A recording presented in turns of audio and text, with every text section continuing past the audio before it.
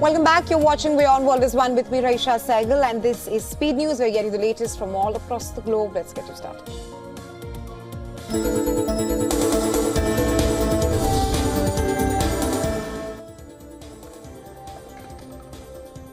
A passenger aircraft carrying 60 passengers and 4 crew members on board collided mid-air with U.S. Army Black Hawk helicopter carrying 3 U.S. soldiers. The crash took place near the Reagan National Airport outside Washington, D.C.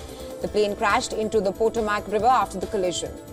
The Homeland Security Secretary has said that the department has deployed every available U.S. Coast Guard resources for search and rescue efforts. Thanking the first responder to the scene of the crash, U.S. President Donald Trump says he is monitoring the situation closely.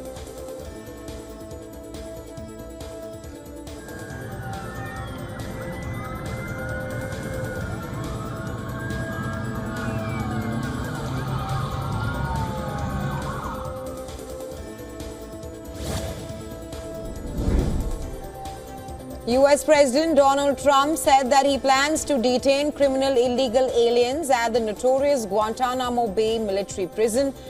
Trump made the announcement as he signed a bill allowing the pre-trial detention of undocumented migrants charged with theft and violent crime.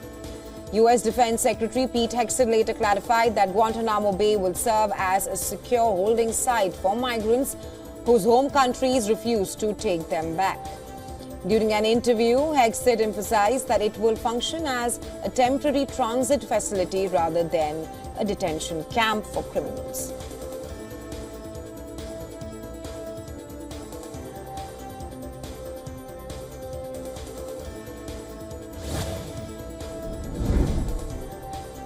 Mexican President Claudia Sheinbaum has said that her government will send a letter to Google. This after the internet giant said it would change the name of the Gulf of Mexico for the users of Google Maps in the United States.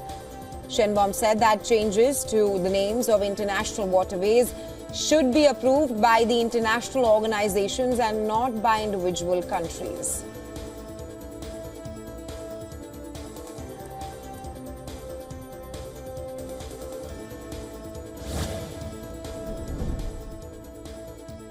Two months after the fall of Bashar al-Assad, Syria officially has a new leader.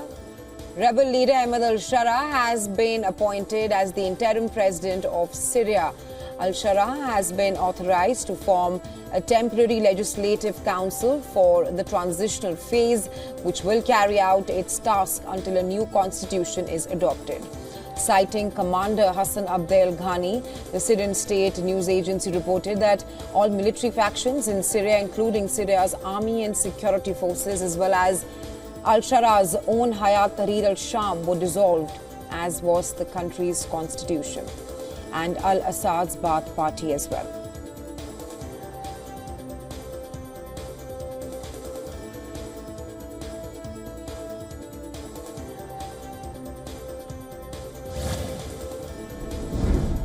DR Congo's president has slammed the international community for its inaction, adding that the advance of Rwanda-backed fighters in the east of the country could lead straight to an escalation. According to reports, after seizing control of most of the key city of Goma, the fighters are advancing on a second front in the offensive across eastern DR Congo.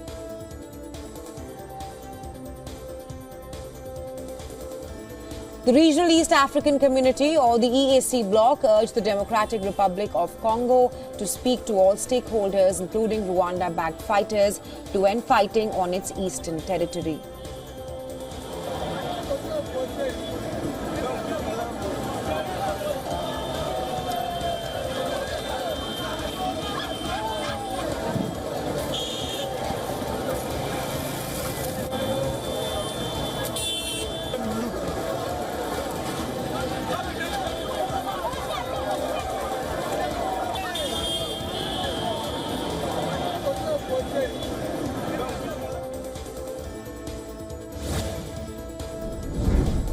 Venezuelan opposition leader Edmundo Gonzalez received a warm and emotional welcome from a crowd of mostly Venezuelan expats in Lima in Peru on Wednesday as a part of his tour of several Latin American countries. The crowd chanted slogans such as freedom and we want to return. Gonzalez later met with Peruvian President Dina Boluarte at the government palace. The visit is a part of Gonzalez's tour of several Latin American countries aimed at garnering support for his claim to the presidency. However, Venezuela's electoral authority and top court have declared Nicolas Maduro the winner of the election, though detailed tallies confirming his victory were never published.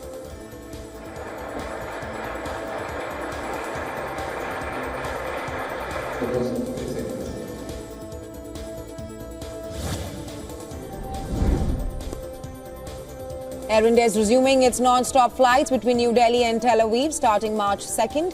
The Tata Group airline had suspended its flights to Israel's capital city in August last year due to escalating tensions in West Asia. The flights will operate 5 times a week using Boeing 7878 Dreamliner aircraft that offer 18 flat beds in business class and 238 spacious seats in economy class. On Tuesday, Israel's tourism minister said that he was pushing for direct flights from Mumbai to Tel Aviv by Air India and Israeli airline AI.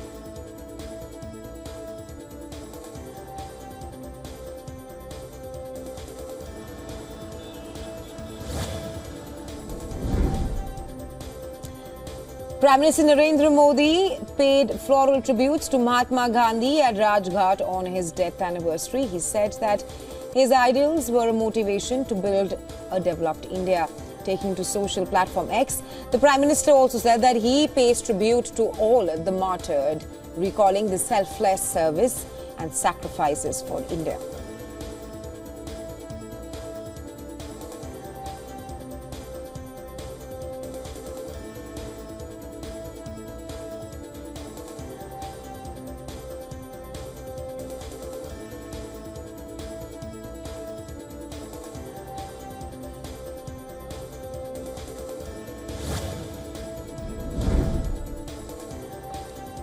In a move to ensure safe passage amidst the snowfall and inclement weather conditions in Jammu and Kashmir, a snow clearance operation by the Border Roads Organization is underway from Sonmarg to Rangamore Road. The visuals shared by the BRO show an earth-moving machine that is working continuously to remove snow from the area. The Kashmir Valley has been covered under a blanket of snow for the past few days.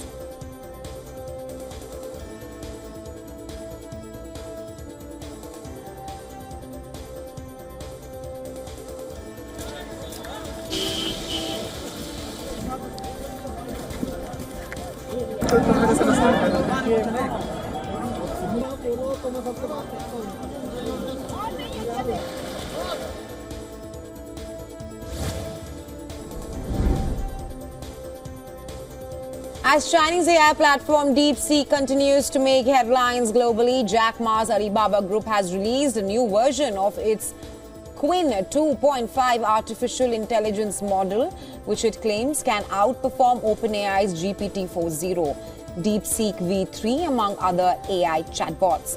While Alibaba did not share any information regarding the development cost, the company did reveal their new model uses similar techniques to DeepSeek, including a mixture of experts approach. This technique delegates tasks to specialized AI experts, reducing the strain on processing power and allowing for more efficient training.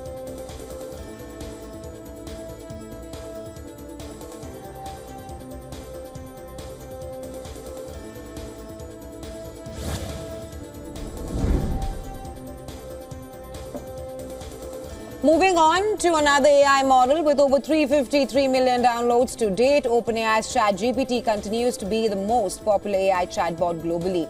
But according to a report by app analytics firm AppFigures, the app is more popular with certain demographic groups than the others.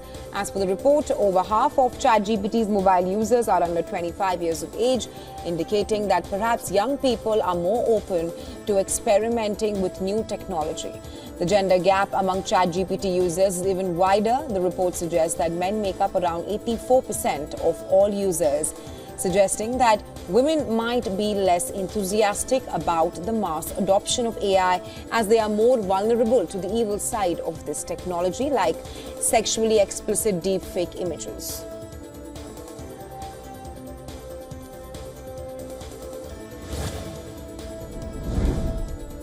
EU is mulling a ban on video game equipment sales to Russia to stop the country's armed forces from using them to control drones which are sent to Ukraine. The ban covers consoles, flight simulator, controllers, joysticks and any device capable of remote drone operation. While major console makers like Microsoft, Nintendo and Sony halted sales to Russia in 2022, the proposed ban is targeted towards resellers who send gaming consoles to Russia. It is worth noting that the proposed ban may have limited effect on Russia, since Chinese-made controllers are readily available in the market. According to Trade Data Monitor, China's gaming console exports to Russia surged to over $120 million in 2024.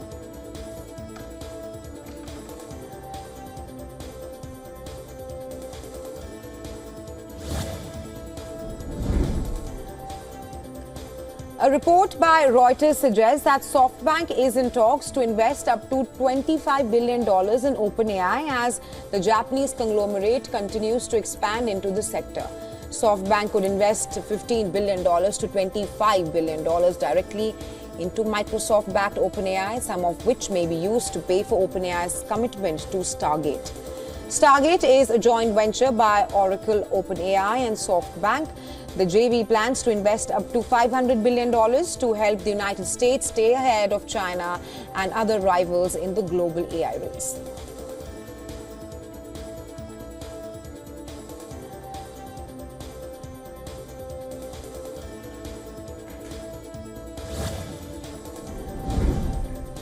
Toyota Motors sold 10.8 million vehicles in 2024, making it the world's top-selling automaker for a fifth straight year. The Japanese automaker posted a 3.7% drop in global group unit sales last year, including those of compact car maker Daihatsu and truck unit Hino Motors. The decline was largely due to a steep slump in sales in Japan, where the automaker faced fallout from governance issues.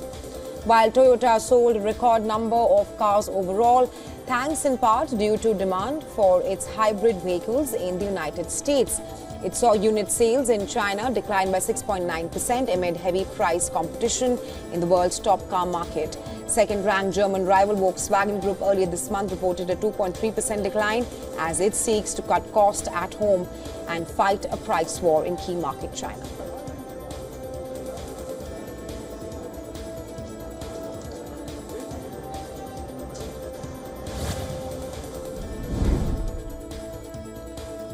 Oil prices were little changed by early deals today as markets braced for threatened tariffs by US President Donald Trump on Mexico and Canada.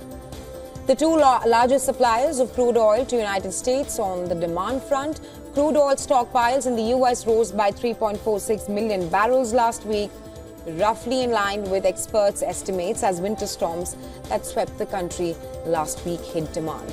On the supply side, crude oil exports from Russia's western ports in February are set to fall by 8% from the January plan as Moscow boosts refining.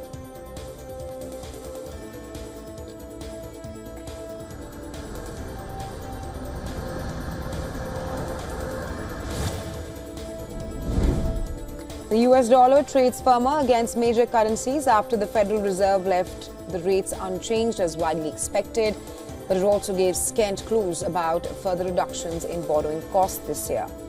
Fed officials made a unanimous decision to keep the overnight rate in the current 4.25% to 4.50% range, putting the central bank in a holding pattern as they await further inflation, jobs data, and clarity on the impact of US President Donald Trump's policies.